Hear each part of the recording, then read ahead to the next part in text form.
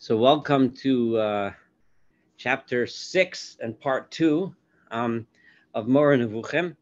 And we last week, just to really give you a reminder, we the Rambam described how the spheres, right, are, and he was giving us. Remember, I'm emphasizing this for a very good reason. He explained that the spheres that make up the celestial world, the astronomical understanding, according to Aristotle and those that followed Aristotle.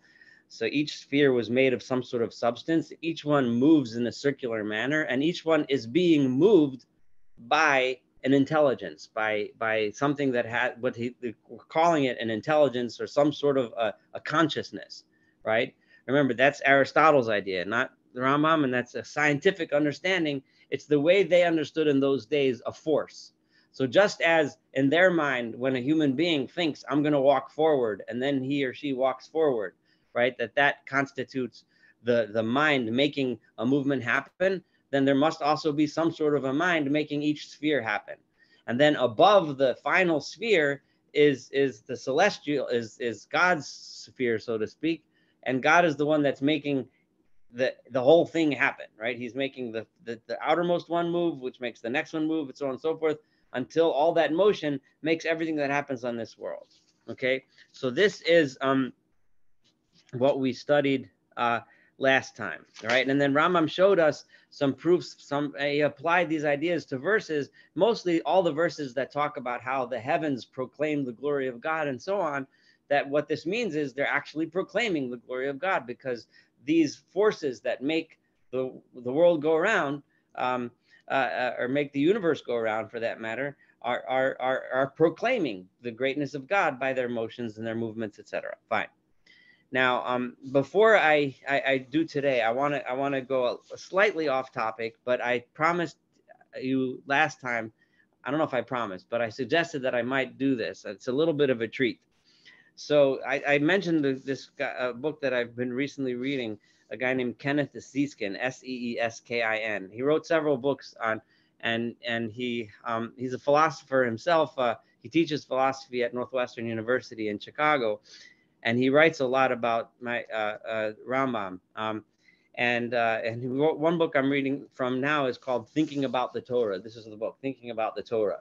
And he also writes a book on Tanakh, Thinking About the Prophets, and a couple other books of his that I have that I'm in the middle of reading. He has one guide for today's Perplexed, which is like an intro, and not an intro, it's really like a summary of the main ideas of the guide of Rambam's Moreh Nevuchim. I highly recommend that book. If you want to, and it's written in such an understandable and such a beautiful style that it makes these lofty ideas just so relevant and so real. I'm going to give you an example. One of the most difficult and most challenging parshiot in the Torah is the parsha of the Akeidat. And to be on, I mean, think of the Akeidat yitzchak, right? And there's a lot of things in that story that are difficult to understand, difficult to wrap our heads around. And the most difficult is the command, the initial command by God to Avram Avinu to sacrifice his son, and Avram's willingness to do so. You know, we understand it on its simplest level that Avram Avinu was so devoted to doing God's will that he even sacrificed his son, and then in the end, God says, "That's not what I really want." But there's a million questions about it, and without going through all the questions, he writes a whole chapter bringing all kinds of philosophers, and he goes through how Chazal and Rashi and Ramban, and then he talks about Kant and Kierkegaard and how they analyze the story, and then at the end he says it starts in his book, and I'm going to read to you in his words, not in mine. The headline is "Maimonides to the Rescue" with a question mark, and he's going to use Maimonides and some of the ideas that you and I discussed to analyze this parsha and come up with what I think is a stunningly beautiful understanding of Akeidat yitzchak. And for that, it's so worthwhile. So I'm going to read it to you in his words. Although squarely in the rationalist tradition, Maimonides interpreted the story in a way quite different from that of Kant or Kierkegaard. Whatever their differences, Kant and Kierkegaard both read the story literally. God issues a command, Abraham does his best to obey it, and at the last second, God changes his mind. Time and again, Maimonides warns that literal interpretation of Bible stories is ill-advised and often leads to error or confusion. His normal strategy is to approach such stories as parables. But a parable for what? Now I'm going to, a little commentary from me. We've all been studying this together. We've seen what he's writing here about Rambam referring to these stories as parables, right? And we've learned this together about how Rambam says, and translating the words literally can bring up a lot of challenges. Okay, now I'm back to his words. Maimonides agrees that the story is about fear or awe of God. When the angel says, "For now I know that you fear God," Maimonides takes it to mean, now all people will know what the limits of the fear of God are. The normal way of interpreting this is that Maimonides is saying that when it comes to the fear of God, there are no limits. In other words, most readers take him to mean that the fear of God takes precedence over everything else. So Abraham was perfectly justified in taking Isaac to the mountain with the intention of sacrificing him. Recently, the philosopher Joseph Stern has argued that if Maimonides had thought there were no limits to the fear of God, he would have said so. But the phrase, all people will know what the limits of the fear of God are, which is a translation from the Moreh Nevuchim, right, suggests that there are limits, right? In other words, all people will know what the limits of the fear of God are, so that suggests there are limits, and it is important to be aware of them. Maimonides is highly critical of people who starve themselves, beat themselves, jeopardize their health, or inflict unnecessary pain on themselves or others in an attempt to demonstrate loyalty to God, right? In his view, and everything that God asks of us is designed to promote human welfare, not jeopardize it. So it wouldn't make sense that the Rambam is saying over here, this is me talking now, right, is saying over here that there are no limits to the extent that you can sacrifice your child, right?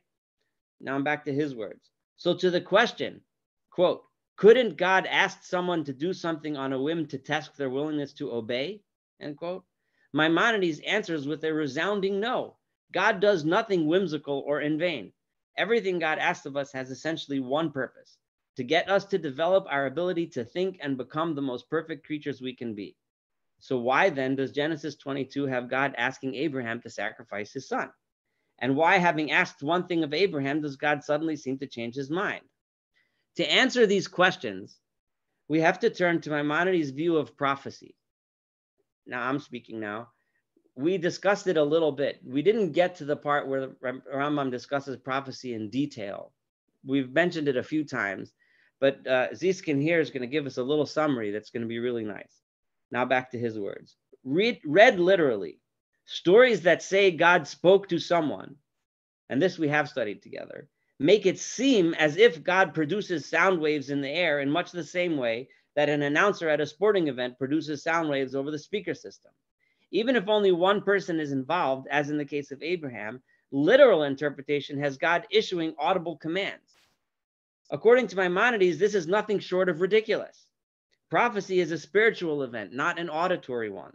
When the text says God spoke, in his view, and we've studied this together, so you guys should be familiar with this, the real meaning is that the prophet came to realize what God wanted. What a prophecy is when the prophet achieves knowledge of truth, achieves knowledge of what God wants in this particular situation. Okay, so back to his words. To understand how this happens, we should note that Maimonides divides the human mind into two faculties, reason and imagination. Reason enables us to understand truth such as the Pythagorean theorem or facts of biological reproduction. Imagination enables us to conceive of a physical thing as if it is actually present to us. For example, if you close your eyes, you can conjure up the image of the Eiffel Tower that makes it seem as if I'm standing in front of it, right? There are people with a well-developed faculty of reason, but an impoverished imagination. Think of a college professor noted for giving boring lectures. By the same token, there are people with lively imaginations, but no facility for grasping abstract truth. So think of a poet, for example, or a politician who says the first thing that comes into his mind without taking the time to think it over. What distinguishes the prophet is that both faculties have attained perfection. Okay? This means that the prophet can understand abstract truths, but unlike the boring college professor, can communicate them in a lively manner by picking helpful examples and employing forceful rhetoric. It is one thing to tout the virtues of world peace, another to produce the image of people beating their swords into plowshares and their spears into pruning hooks. That's a beautiful sentence. Sometimes the prophet's imagination is so vivid that when he grasps an abstract truth, it is as if he can hear an external voice speaking to him. In a similar way, ancient Greek poets often said that writing poetry was like listening to a muse. Maimonides takes this to mean that even if the text has God speaking to a prophet directly, what is really happening is that the prophet is experiencing a dream or a vision in which God is the principal subject. There's nothing magical about this. Who has not had a dream in which one seemed to hear a voice, see another person, or listen to a popular song? The difference is that for most of us, these voices or images are scattered and do not result from the realization of an important truth. For the prophet, it is otherwise. The voices or images are the direct result of an intellectual awakening.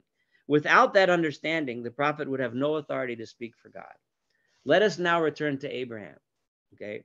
When God asks him to take Isaac to the mountain and offer him as a sacrifice, Maimonides would say that Abraham had a vision in which he came to believe that fear or awe of God had to be limitless to be legitimate.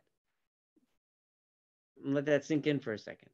I'm going to read it again. Abraham had a vision in which he came to believe that fear or awe of God had to be limitless to be legitimate.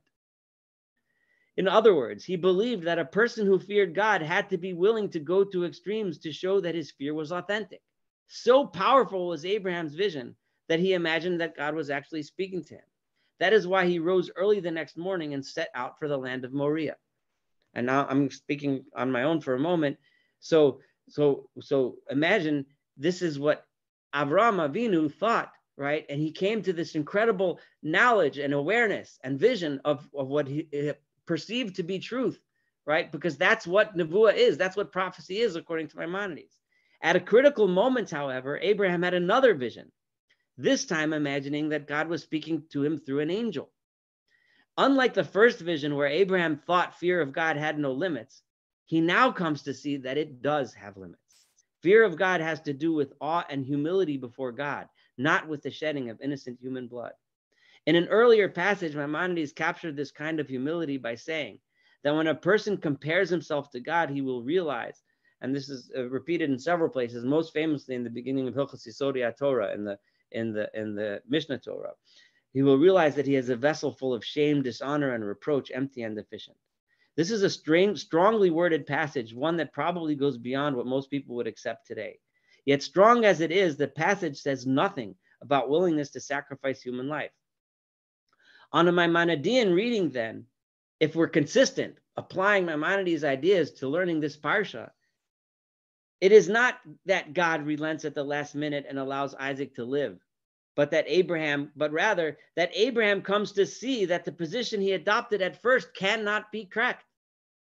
Letting God into your life does not mean that you have to be willing to commit ritual murder. A somewhat similar position is taken by a medrash that calls attention to the ambiguity in the original command. As we saw earlier, take your son and make him an olah, right, which is the word used in the Torah, could be interpreted as take your son and make him into a burnt offering. Or a literal interpretation of olah means literally bring him up to God, and olah generally refers to a burnt offering. The Medrash has God insisting that all he meant is the latter, not the former. Bring him up, but not actually sacrifice, right? The Medrash, in fact, after making this point, God tells Avram, now you can take him back down. Granted that this is not the way the story is usually read, I mention it only because it sets a precedent for saying that Abraham's willing to sacrifice Isaac was based on a misunderstanding. So Ziskin is trying to say that just like the Medrash says it, I'm also saying this, right? The same concept that Avraham Avinu's first vision was a misunderstanding. It was a mistake. To return to Maimonides, when the angel says, now I know that you fear God, the meaning would be, now I know that you fear God in the right way, because you recognize what the limits of fear are. In sum, Abraham is an obedient servant, but his obedience is to a God who insists on the sanctity of human life, rather than a God who is willing to suspend it for his own purposes. Thus, as it says in Vayikra, you shall keep my laws and my rules, by the pursuit of which man shall live. Right? In the interest of full disclosure, I should point out two things. First, Maimonides does not discuss Genesis 22, right, in this degree of detail. What I have done is to construct an interpretation of the passage consistent with the rest of his philosophy. The advantages of this interpretation are that it greatly reduces the element of horror and preserves the goodness of God. If Maimonides is right, there is no room in Judaism for fanatical behavior. So he writes a little bit more. I'm going to stop there. But I'm going to stop here and ask if anyone wants to comment on what I just read. Go ahead. I think you're still muted. You gotta unmute yourself. I love what you say. In fact, I've been so disturbed by the thesis, I skip over it and do the high holidays repetition. So for 2,000 years, our rabbis have misinterpreted this.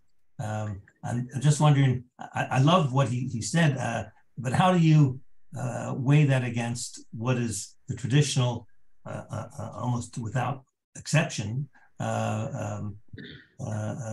construction of that story? Well, I don't know if I'm going to be able to answer your question, but I am going to say the following. What Ziskin just did was consistently do exactly what the Moreh Nevuchim tells us we're supposed to do with the Moreh Nevuchim. Rambam tells us repeatedly, I'm not going to answer all your questions, but if you take my ideas and apply them to the Torah, you will find, or at least you'll get closer to, in many cases, finding the answers to the questions, right? So the Rambam says, I can't possibly answer every parsha in the Torah, every chazal. Remember, he said, I started writing a book like that and I changed my mind. This was way back in the beginning. I started trying to explain every chazal according to my principles. And the Rambam said, it's crazy. It'll be ridiculous. It's impossible. I can't do it, right? But what Ziskin just did was take the ideas that we've studied, go back to one of the most difficult and most painful to read episodes in the Torah and made it astoundingly beautiful. I mean, I don't know how else to say it. It's just all of a sudden, it just makes sense. Like all the questions that we had, and I apologize for 1 second. I need to mute myself. Just give me 1 minute. Hold on. Just hold that.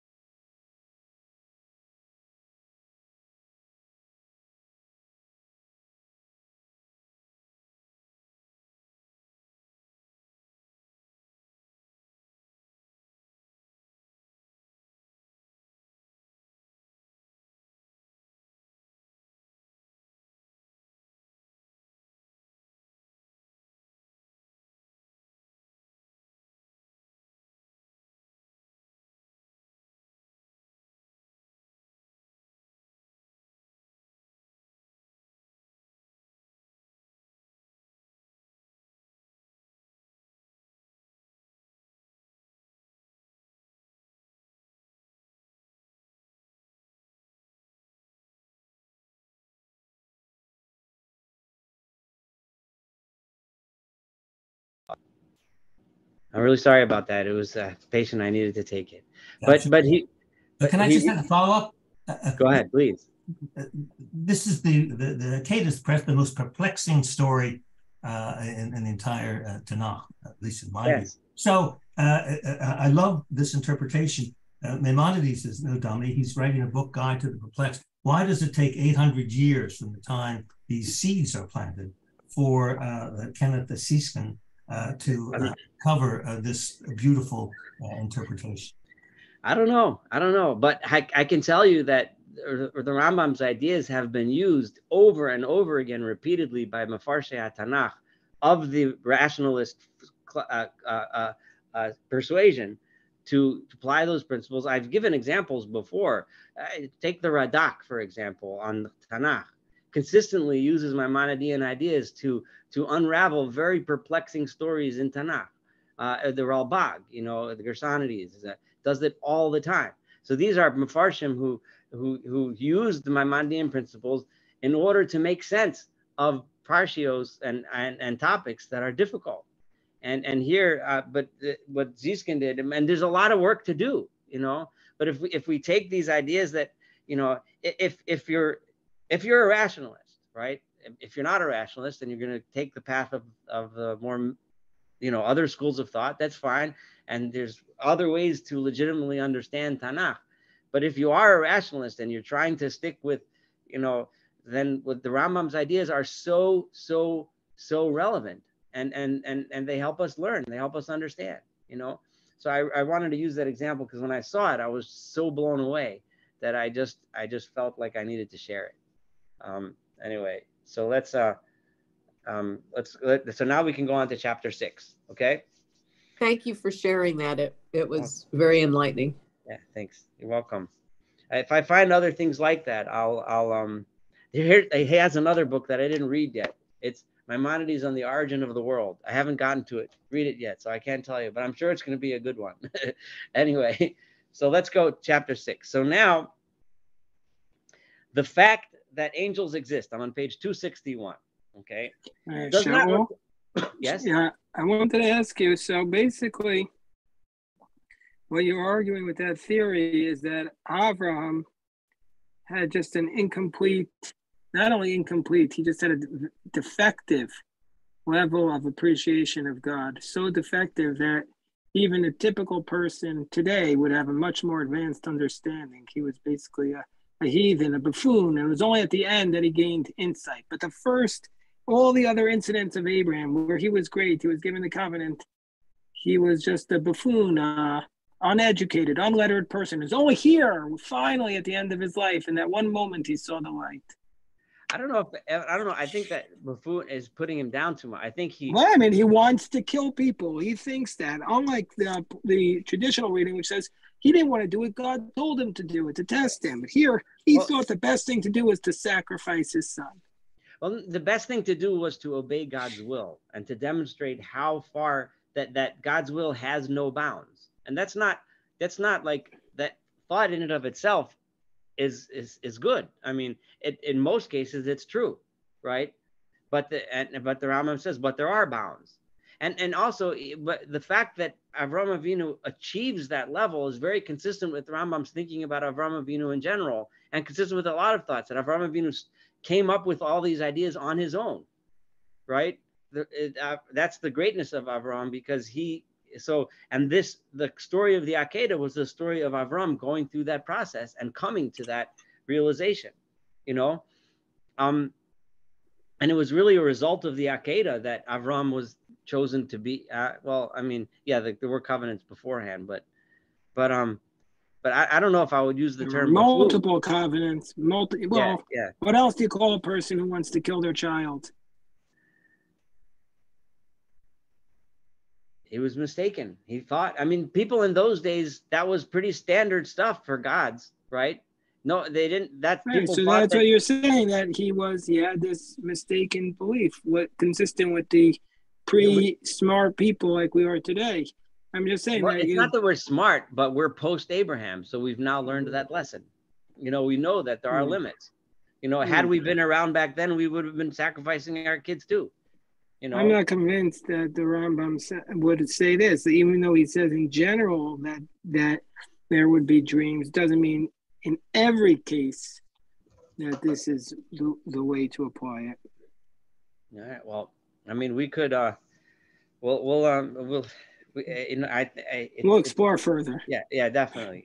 We have a lot more of the guide to go through, but so we're about to do in 6, we're about to do the angels. So the fact that angels exist does not require that a proof deriving from when he says the law, I'm going to translate the Torah because I just like that better, be brought forward.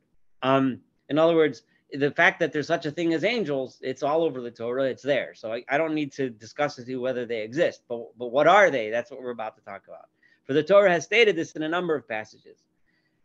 Now you should know that the term Elohim, and I said that purposely with a hey, is a term applied to judges, right? Very often, so when it uses the word Elohim in the Torah, there are many places where it's clearly referring to a court, to judges, right? And it's not referring to a God at all, or not even anything godlike, right? Thus, the cause of both parties shall come before Elohim. That's the verse that the most famous one. For this reason, the word is applied figuratively to the angels and to the deity, because of his being a judge of the angels, right? So hence it says, for the Lord, your Elohim, right? This being addressed to the whole of mankind.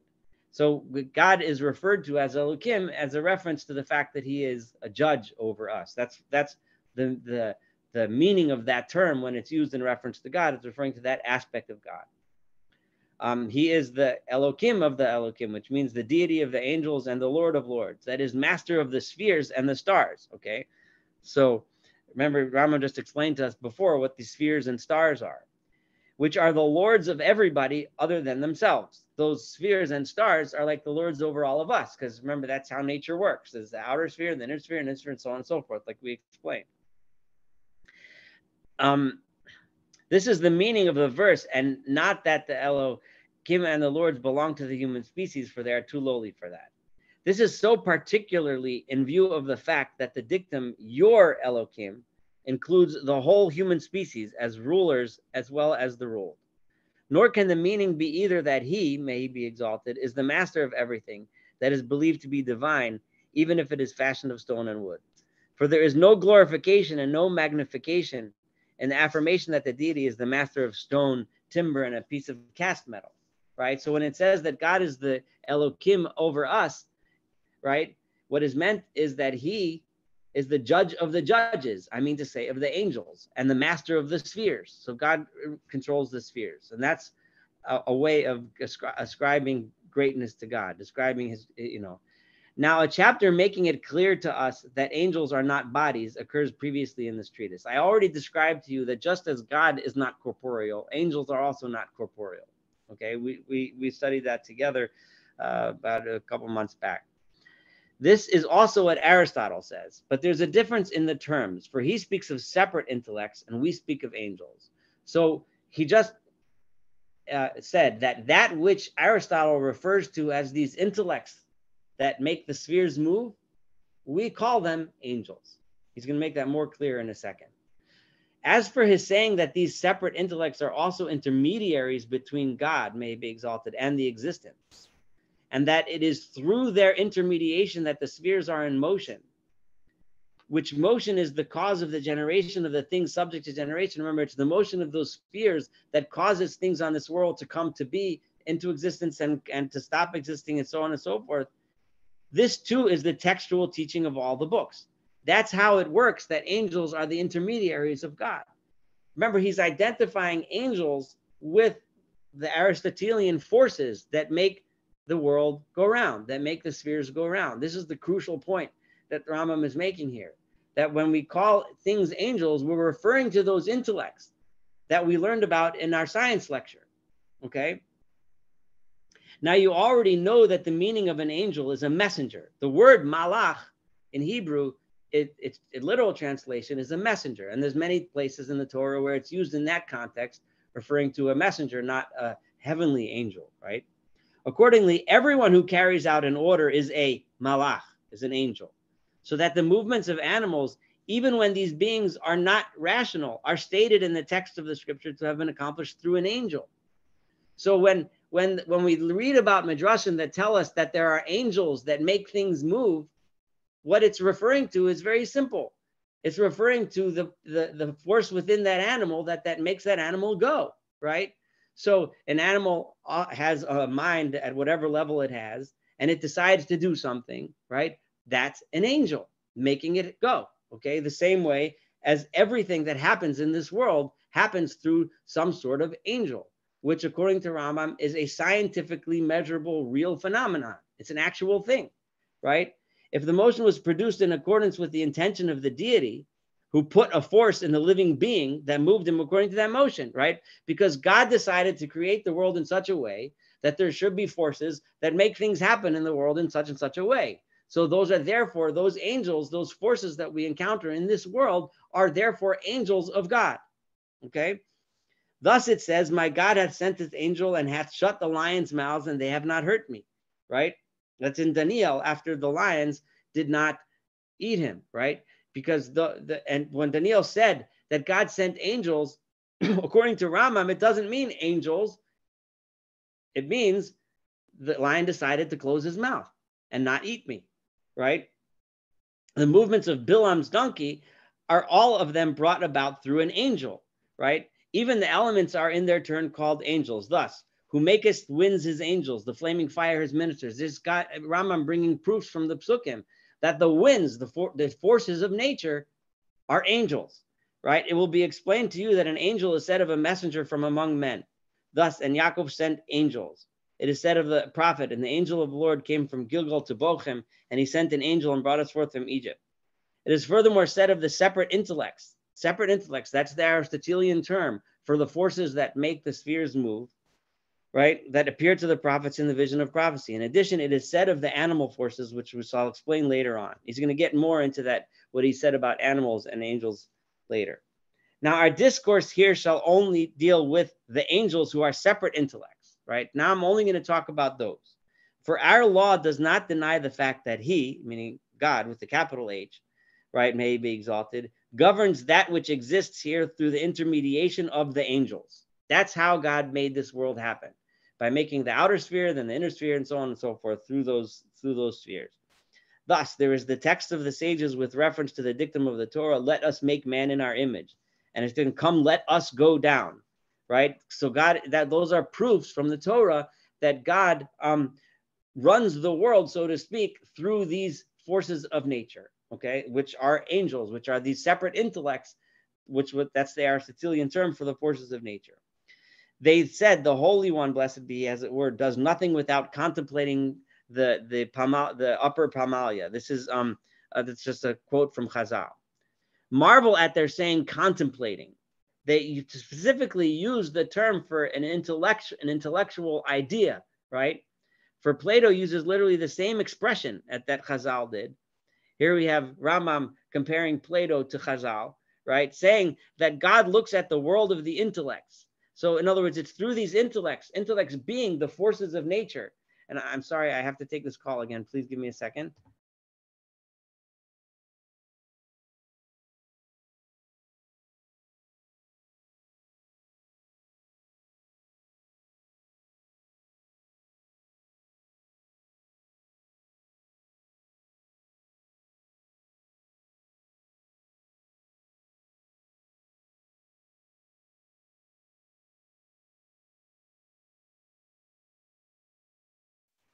Sorry about that. I apologize. But so again, then he brings a whole bunch of quotes, and you could see the Holy One Blessed does nothing without consulting the Pamaya. The Pamaya means an army in Greek. In Bereshis Rabbah and Medrash Koheles, it is likewise said, what they have already made. It is not said he has made, but they have made. He, as it were, and his tribunal have decided regarding each of your limbs, and have put it in its position. For it said, he hath made thee and established thee. In other words, what does it mean he works through his Pamaya, through his angels? It means God works through forces of nature. Okay? Remember, when Rambam says that God is controls those intellects, right? What he's saying in the closest modern terminology we can use is God works through forces of nature. Whenever it is said, and the Lord, he and his tribunal are meant, okay? In all these texts, the intention is not, as is thought by the ignorant, to assert that there is a speech on the part of God, may be exalted. And this, it touches a little bit on the Ziskin that I read to you guys, where the Rambam categorically says that think of the idea that God speaks in any way, shape, or form like we think of it. That's just not how it works, right? Or deliberation or sight or consultation or recourse for help to the opinion of someone. It's not like God is speaking and having a conversation with somebody. For how could the creator seek help from that which he has created? It just doesn't make any logical sense, right? Whatever it is that God would in theory be speaking to is something that God made, right? Rather, do all these texts state plainly that all this, including the various parts of that which exists, and even the creation of the limbs of animals as they are have been brought about through the intermediation of angels. For all forces, those are all forces, and I'm going to put in parentheses, of nature are angels. How great is the blindness of ignorance and how harmful. If you told a man who is one of those who deem themselves to be as the sages of Israel, that the deity sends an angel who enters the womb of a woman and forms the fetus there, he would be pleased with this assertion and would accept it and would regard it as a manifestation of greatness and power on the part of the deity, and also of his wisdom may be exalted. Nevertheless, he would also believe at the same time that the angel is a body formed of a burning fire and that his size is equal to that of a third part of the whole world. He would regard all this as possible with respect to God. The Rambam is poking fun at people that imagined angels as fiery beings. An angel comes flying down and goes into the womb and makes a baby, right? But if you tell him that God has placed in the sperm, right? But if you tell him the scientific fact, and here Rambam is going to tell us the scientific understanding of embryology, that in the sperm there's a formative force shaping the limbs and giving them their configuration, and that this force is an angel, right? But if you tell him that no, what happens is science. What happens is the sperm makes a baby, right? Obviously, the Rambam didn't know about the sperm and the egg and all that, but just imagine if you'd be talking today. If you tell a guy, instead of telling him about a fiery angel that's coming or flying around and running into women's wombs, right? Instead, you tell him that no, what happens is a sperm meets an egg, and then the DNA starts to replicate, the cells start to separate, and so on and so forth, or that all the forms derive from the active intellect, and that the latter is the angel, and that itself, right, the unity of the sperm and the egg, in the way we know in modern science, or in his day, the sperm developing into a baby, that is the angel. If you tell him that, right, and the prince of the world constantly mentioned by the sages, the man would shrink from the spin, and he'll tell you, what kind of a terrible heretic are you, right? What do you mean? That's not an angel. That's in the science book. An angel is an angel, is some holy thing, whatever. No. So the Rambam was trying to be extremely clear with what he's trying to tell us here. For he does not understand the notion of the true greatness and power that consists.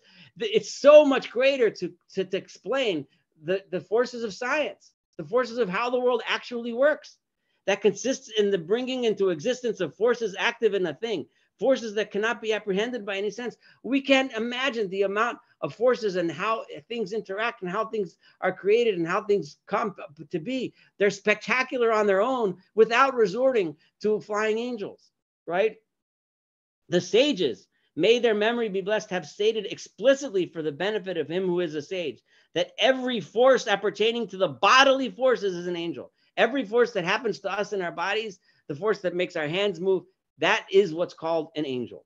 All the more the forces distributed in the world, everything that makes, airplanes fly and trees blow in the wind, those are angels. That every force has one particular activity proper to it and not two activities. So because that's Aristotelian idea that the intellect of whichever thing that's moving tells it to do that one particular thing that it does.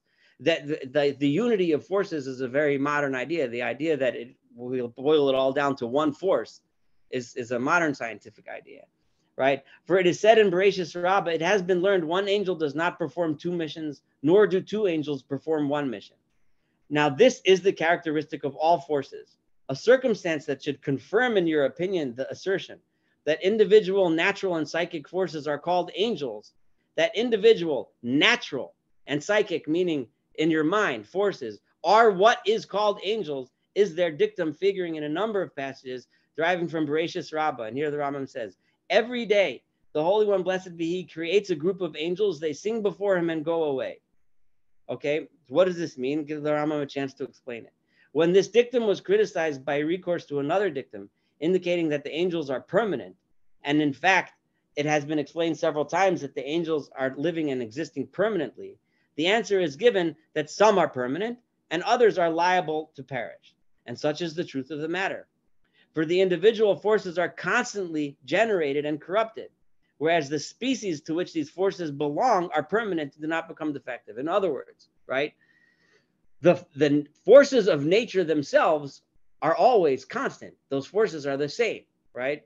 Right. In his case, the intellect that makes each sphere go around, that's a force of nature. Now the result of all of those forces getting together and making something happen, right? that is temporary, because some things grow. A person is born, lives, and then the person passes on and is gone. So whatever force makes Saul Weinreb go one day, hopefully many, many, many years from now, won't be anymore, right? But the overall force that causes human beings to become existent, that is permanent. In the source referred to, it is said with the reference to the story of Yehuda and Tamar. Rabbi Yochanan said, Yehuda wanted to pass by, but the Holy One, blessed be He, caused the angel put in charge of lust, right? So, in other words, Yehuda didn't want to see a prostitute, right? He was walking down the road and he saw a prostitute, but his natural inclination, his first inclination, was to do the right thing and walk past her, right? However, the angel in charge of lust, meaning the force of orgasm, in other words, the pleasure of sex, right, caused to present himself to him, right? So that force, the desire for the sexual desire, is an angel, okay? This force too is called by him an angel. Rabbi Yochanan calls that a malach, right? It's a natural thing that humans have, and it's a malach. Here you have another proof. Rambam says from Chazal that I'm right, that natural forces are angels, okay? And thus you will find that they constantly speak of an angel put in charge of this or that. When we read in Chazal about there's an angel in heaven that's in charge of storms, and there's an angel that's in charge of I don't know, earthquakes, and what it means is the natural force that causes earthquakes to happen is an angel. The natural force that causes storms to happen is an angel. That's what it means when it says there's an angel in charge. Okay? For every force charged by God may be exalted with some business is an angel put in charge of that being. Accordingly, he brings Medrash Koheles. When man sleeps, his soul speaks to the angel, and the angel to the Kruv, to the cherub.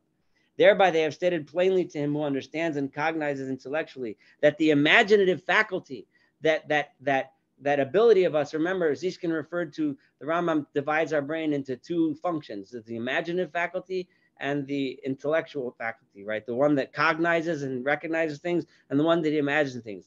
That faculty that we have in our mind is likewise called an angel on the top of page 265. And the intellect, which is the other part of the brain, which again Ziskin was referring to in what I quoted before, is called a cherub, at least specifically that Medrash Koheles that he's quoting. How beautiful must this appear to him who knows, and how distasteful to the ignorant. The Rambam understands what he's up against. He realizes what the non-rationalists think of when they think of angels. And he's saying how beautiful it is if you stick with what I'm trying to tell you and stick with the rationalist approach. Okay? We have so if anyone thinks that the Rambam's approach takes the beauty and power and awe and majesty away by trying to make everything rational and scientific sounding, what Rambam is trying to tell us is that it's just the opposite. If you take my approach, it's so much more amazing when you look at how a human being develops from a sperm and an egg, and all the incredible things that have to happen for all that to work, which are scientific, which we can see under a microscope. It's way more amazing than trying to say some story about an angel flying around. Okay, and that's Rambam saying, how beautiful must this appear to him who knows, and how distasteful to the ignorant. Although people that are ignorant of this, the Rambam is saying, unfortunately, find what I'm saying to be distasteful. And the Rambam recognizes that very well. We have already spoken of the fact that every form in which an angel is seen exists in the vision of prophecy.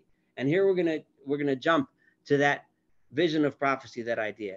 You will find that there are prophets who see the angels as if they were human individuals. Remember, when we're going to get to that point, right, which Ziskin was touching on in the chapter that I read to you, that a prophecy is what's happening in the imaginative faculty of a person who has reached such an incredible level of intellect, right, where their imaginatory, their for power and their intellectual power are both completely honed and united, right? And they will imagine, they will see angels in these visions as if they were human beings. Thus it is said, and lo, 3 men. So this is the Rambam specifically. The Ramban famously attacks this Rambam because the Rambam explains the 3 angels that visit Avram Avinu. And right here is one of those places where he says it straight up. He's quoting, that he's saying that those 3 men that Avram Avinu saw that visited him, were visions in his mind. And that's what it means by that he saw angels, but he saw angels in the form of men. Others from among them see an angel as if he were a man, causing terror and amazement, right?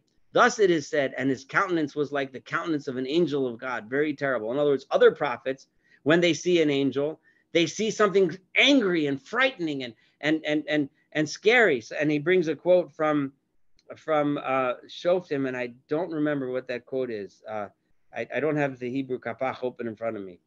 If someone can quickly pull up a Shoftim, Yud Gimel Pasuk Vav, I'll tell us which who's he referring to. Again, others from among us see an angel as fire. Thus, and the angel of the Lord appeared unto him in the heart of fire. Wasn't Shoftim Yud Gimel Vav Samson when the angel visits the mother of Samson? That's that sounds like it's probably right. I'm sorry, I can pull it up. Give me a second. She visits Eshes Manoach. Yeah, that is where it is. Yes. So it's I'll read it in Hebrew in a second. Vatavo ha'isha, vatomer li'isha. So this is the Manoach's wife saying the vision that she saw. She tells her husband Lamar, Ish ha'Elohim ba'elai umar'eu kimar'ei malach ha'Elohim nora ma'od. So she saw him as a fearsome, frightening figure, right? Okay, so yeah, thank you. So there you have a vision of a prophecy. This woman was on, whether she was actually a prophet or not, but it's close enough to prophecy to see an angel and have this vision, right? And she describes it that way, whereas Avram Avinu perceived three men, right? And thus, and so on. And he brings other examples where people visualize angels with different images. The idea being that the angel is a product of the imaginatory faculty of the prophet. The prophet is seeing the angel in a certain way for a reason. However, the discussion of prophecy will occur later on when it's proper. I'm emphasizing again, even though Rambam numerous times back and forth gives us tastes of what his ideas of prophecy are, he's going to deal with the ideas of prophecy in detail. However, we'll talk about it later. He's going to talk about how prophecy works, but we've touched on it enough times that we're getting an idea of how he looks at prophecy. There it is further said, before they accomplish their mission, they are called men. When they have accomplished it, they are imbued with, or endowed, I don't know what that word is supposed to be, with the angelic state.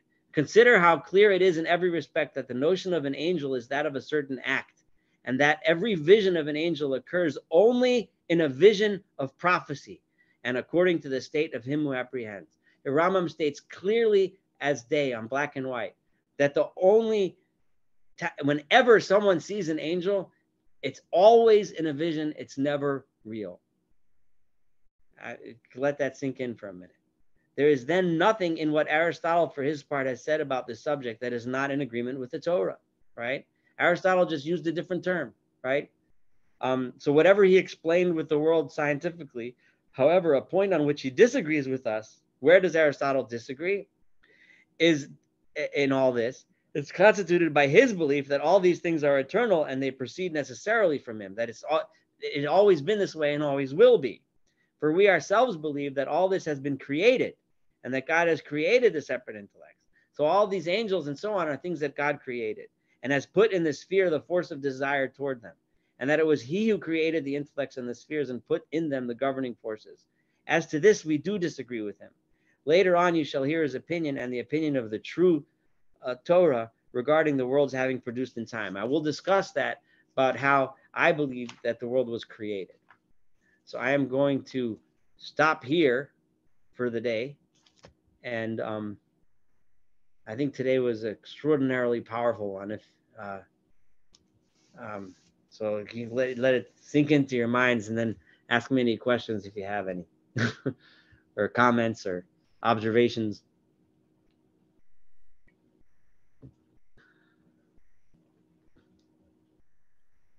I have a question. Sure. Is there any difference between an angel in Maimonides' term thinking and what we would call a cause in modern language? So it's I'm glad you asked that, because I wanted to finish with what's really the answer to that question. Obviously, we don't think of intelligences anymore when we learn science, right?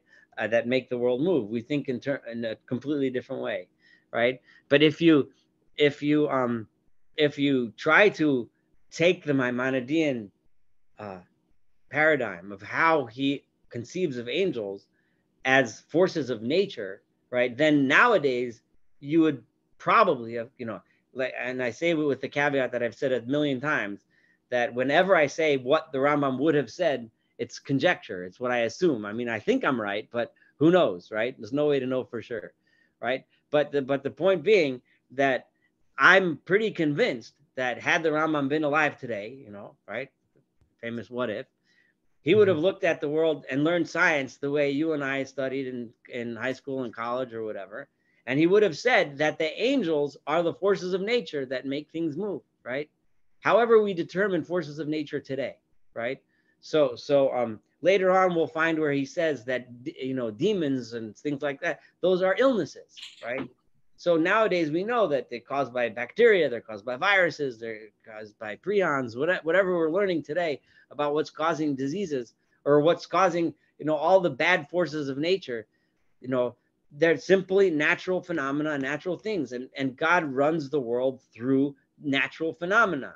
This is the crucial thing. There is no spiritual forces, mysterious forces that make things happen in this world. The world works through science. The world works through the way God made this world work. And it's a radically different understanding of the world than many other thinkers in Judaism. And this is a lot of what made this book so controversial. When the Rambam said this, a lot of people were really blown away by this. Anyway, does that kind of answer your question? Yes, but I have another one. I mean, and all the references to angels in the Torah or in the Tanakh are manifestations of individual minds. Basically every single story in Tanakh, according to the Rambam, where there's communication between a human and something that's presented as divine, right? Every single one of those cases, according to Rambam, and he just said it, black on white, I read it, I'm not making this up, right? Is a vision. Is the product of the mind of the person, right, who is having that vision. Now, what's happening, he's going to go into more detail when he talks about prophecy in detail. But the basic idea is that person has such a incredibly honed and incredibly well-educated and well-developed sense of truth and sense of intellect and sense of imagination, that the person is able to combine the truth, the scientific truths that he or she has conceived, and combine that with an imagination that presents an image that conveys that truth, right? So if you think about Yeshayahu, right, talking about the image that Ziskin brought, to beat their swords into plowshares, right? Imagine a man in the time of Yeshayahu, a time of tremendous amount of strife. The Assyrian Empire was conquering all over the Middle East, and a lot of stuff going on, right? And Isaiah was able to envision world peace, right? Like intellectually, he was able to comprehend that the place where we need to bring this world is to a place where people get along. And in his mind, the intellectual idea of world peace had formed an image of people beating their swords into plowshares. Hence, when they build the United Nations, that image is so lasting and so ingrained in humanity that we can't get it out of our heads. When we think about peace, we think about that verse in Isaiah. Everyone, and almost in the entire planet, because that it's such a powerful image and that's what a prophet is. That's what the Rambam just explained. Thank you. Oh, you're welcome. If I'm getting worked up, it's because I am. This is just absolutely astoundingly beautiful stuff. So, but I'm glad everyone enjoyed and looking forward to next week. Have a wonderful evening. All right. Thank you. Welcome. Thank you.